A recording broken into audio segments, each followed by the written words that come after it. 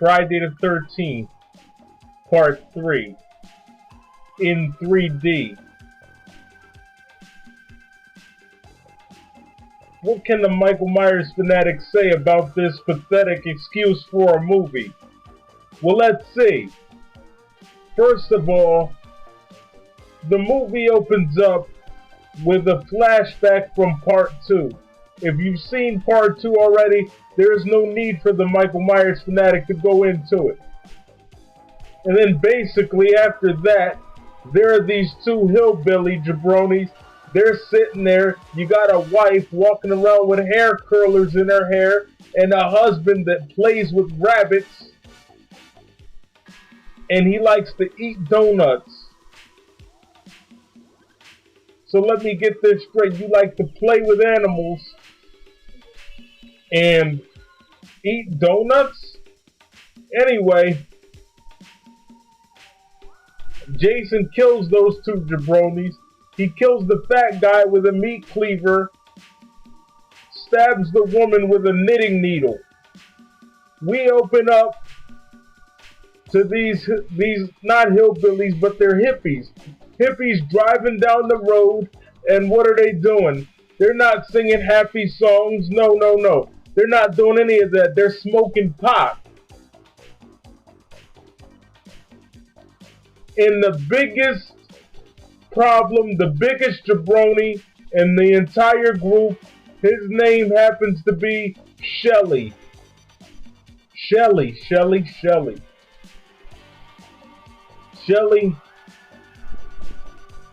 From the bottom of his heart, the Michael Myers fanatic absolutely means this. You are a disgrace to all cinematic characters. All of them. Shelly is a character that sits there and whines and complains, and he just feels sorry for himself. Oh, nobody likes me. Would you like me if I look like this? Oh, Shelly. The Michael Myers fanatic used to be just like you, crying all the time. But you gotta learn how to have confidence. It's confidence that people are attracted to. If you're not confident about your own self, nobody else is gonna be confident as far as you're concerned. Now, in the movie, Shelly basically has a crush on this Spanish chick named Vera. She's white, but she's playing as being Spanish. I find that racially insulting, but that's another story. Basically, he has a crush on her. They run into some motorcycle gangs. And Mr. Creepshow has the nerve to say that one of the gang members looks like Tupac Shakur. He looks nothing like Tupac except for having a bald head. He looks nothing like Tupac. I don't understand that. Anyway, like I said, Shelly's going around feeling sorry for himself. That couldn't have been me. If it were me, it would have been a whole different movie. If it were me, the conversation would have went something like this. Hey, I'm the Michael Myers fanatic. Who are you? Oh, hi, I'm Vera. Vera? What the hell kind of name is that? Was your mother on crack when she named you? The guy basically feels sorry for himself. Boo-hoo, woe is me, nobody likes me, all that kind of crap. He's going around playing pranks on people, so they can't really distinguish the difference between reality and fantasy. They don't know if Jason is killing these people or if it's just another one of Shelly's pranks. And to make a long story short, Jason kills them one by one. And the thing is, the character of Shelly, I mean, he's not a horrible character. He's just a little annoying because he's always so down on himself. Do you know how many people talk trash about the Michael Myers fanatic? So many of them. They all say you're weird because you talk about Michael Myers too much. That's what they always tell me. You're weird, fanatic. You always talk about Michael Myers so much. It's Michael this, Michael that. Michael Myers fanatic looks right back at him. You want to see weird? Go home and look at your mother.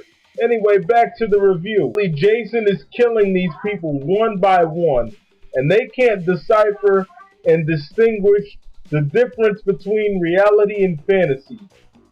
Come to find out, Chris, one of the victims, has a painful secret that she was stalked by Jason when she was younger. Now let's start with this plot, shall we? When did Jason stalk you? It was never mentioned in any of the other films in the series. Yeah, I know there were only two before that one, but still.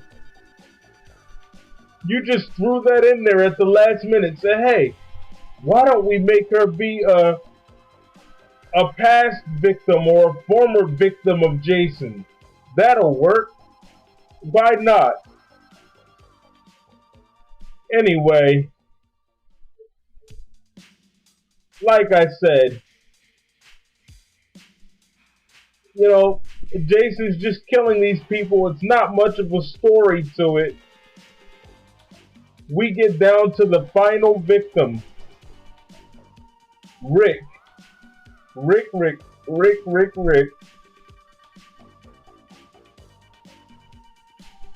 gets thrown through a window, and let the Michael Myers fanatic be perfectly honest with you. The only reason why Rick was so nice to Chris is because he wanted to have sex with her. That's basically it. And he wanted to have sex with her. That's what that was all about. It was all about sex, making love, making out. That's all he wanted. That's the only reason. And this Vera chick, she's so condescending and so down on this Shelley guy. Who does she think she is? I mean, sure, she looked okay, but she wasn't the best looking woman in the world. And she's down on him. That's why I was glad when Jason shot her in the eye with the spear gun. Who does she think she is? She's so condescending. She's like, oh, let's just be friends. Oh, what? You can't be more than friends with him because he's fat? Oh, you don't like fat people. Well, you look anorexic. How about that? Back to what I was saying. Jason's killing these people.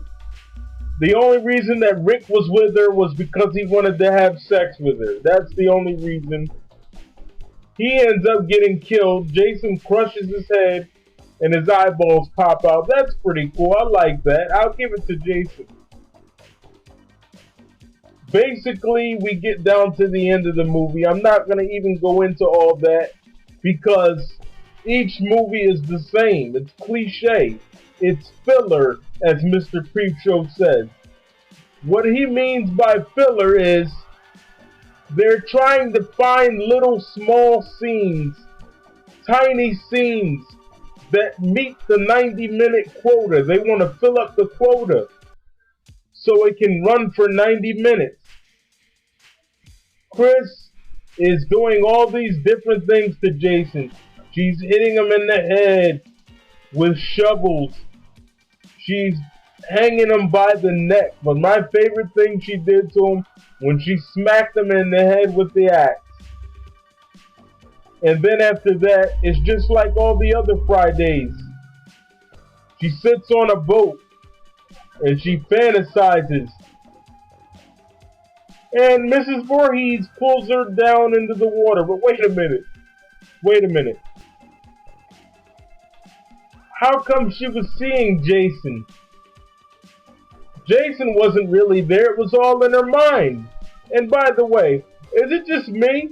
Or do any of you ever wonder what's really down there at the bottom of the lake when they come up through there?